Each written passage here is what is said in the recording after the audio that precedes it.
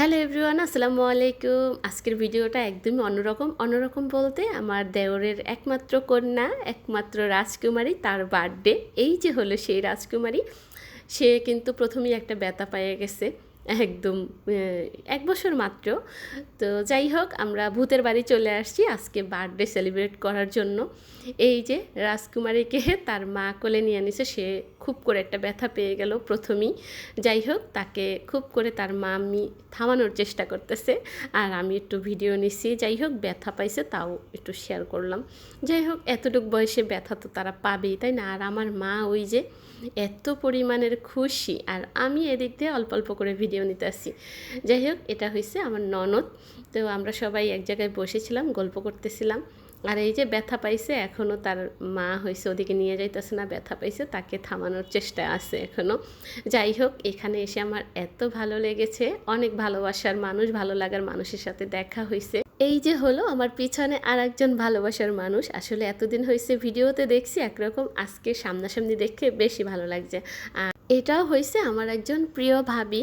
সবসময় হয়েছে তার হাজব্যান্ডকে চিনি, কিন্তু ভাবির সাথে আমার কখনো সেইভাবে আলাপ হয় নাই। কিন্তু এইবার আলাপ করতে এসে সে আমার সাথে আগে কথা বলতেছিল, মানে আমার ভিডিও দেখে আমার ফলোয়ার্স। যাই হোক, সবার সাথে কথা বলে বেশ ভালো লাগলো। এর ভিতরে জামাই ওদিক থেকে চলে আসছে, আর তার আবার একটু ভিডিও নিলাম।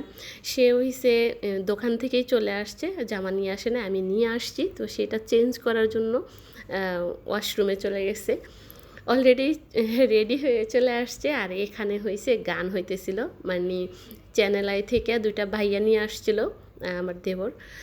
তো সেই ভাইয়াদের সাথে অনেক সুন্দর সুন্দর আর কি গান হইতেছিল সবাই মিলে। তো আমরাও হয়েছে পাশ থেকে বলতেছিলাম। যাই হোক, আমি সাউন্ডটা এখানে রাখি নাই। তো এই যে, আর এই দিকে এইটা বার্থডে গার্ল রেডি হয়ে গেছে। আর এটা হয়েছে তার ভাই জামিম, সে হয়েছে তাকে হেল্প করতেছে জামা ধরার জন্য। আর আমার মায়ের এই অবস্থা, যতক্ষণ ছিল ততক্ষণ কিন্তু এরকম দৌড়োদৌড়ি করেই তার সময় চলে গেছে। আর আমি শুধু তাকে দেখতেছিলাম, সে যেন পড়ে না যায়, ব্যথা না পায়। আর তার বাবাও সেটাই করতেছিল। যাই হোক, এখানে হয়েছে এক একটা পর্ব গেছে, মেয়ে পর্ব গেছে, ছেলে পর্ব, মানে এত সুন্দর লেগেছে, বেশি ভালো লেগেছে। ওই যে ভূতের বাড়ি রেস্টুরেন্ট, সেইটা হয়েছে ভূত চলে আসছিল, মানে এত ভালো লাগছে আমার কাছে, বেশ ভালো লেগেছে। যদিও আমি সেই ভূতের ভিডিওটা নিতে পারি নাই, অন্ধকার ছিল সেই জন্য।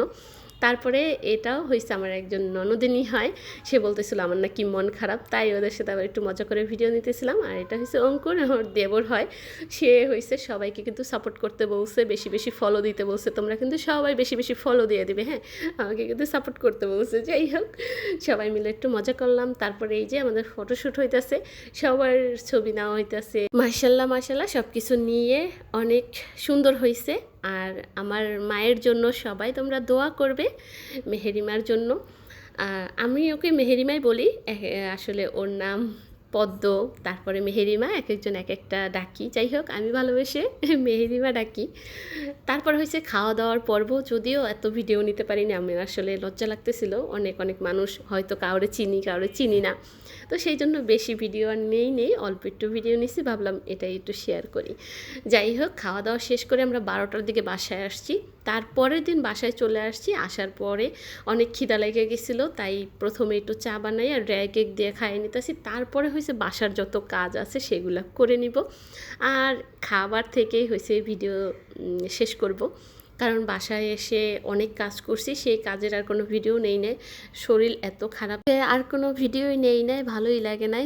তো আশা করছি আজকের ভিডিও তোমাদের ভালো লেগেছে, সবাই ভালো থাকবে, আল্লাহ হাফেজ।